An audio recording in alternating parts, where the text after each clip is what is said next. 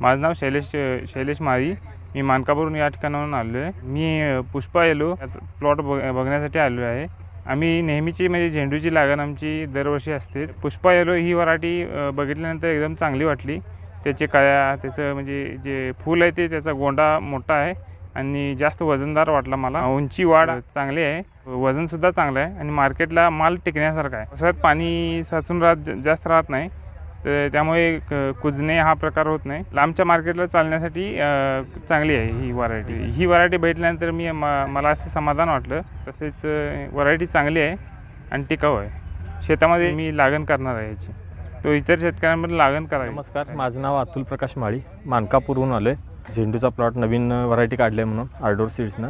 झाडांची काळुकी आणि जो दणकटपणा आहे ते चांगला वाटला आणि फुल जे दणकट आहे आणि पाण्याला टिकवण क्षमता चांगली आहे. रोगाला पण झाड कमी बळी पडते. करपा जास्त करून पावसाळ्यात जे वाढतो आहे त्याच्यासाठी चांगलं व्हरायटी काढली आहे. मार्केटला फुल पण चांगलं चालणार. देठ जे मजबूत आहे त्याच्यासाठी सुकणार नाही, लगेच टेम्परेचरमध्ये सुद्धा सोकणार नाही. चांगली व्हरायटी वाटली आणि झाडाची उंची चांगली असल्यामुळं मजुरांकडून तोडायचे जे आपले हे होते ते म्हणजे फास्ट होणार. जे बाकीच्या व्हरायटीमध्ये 4 क्रेट तोडत असेल एक मजूर, तर हे 6-7 क्रेटपर्यंत जाऊ शकणार उंची चांगली असल्यामुळे. पावसामुळे पण ते चांगली टिकवून आहे. म्हणजे पाऊस असला तर करप्यासाठी व्हरायटी चांगली, रोगासाठी दणकट आहे.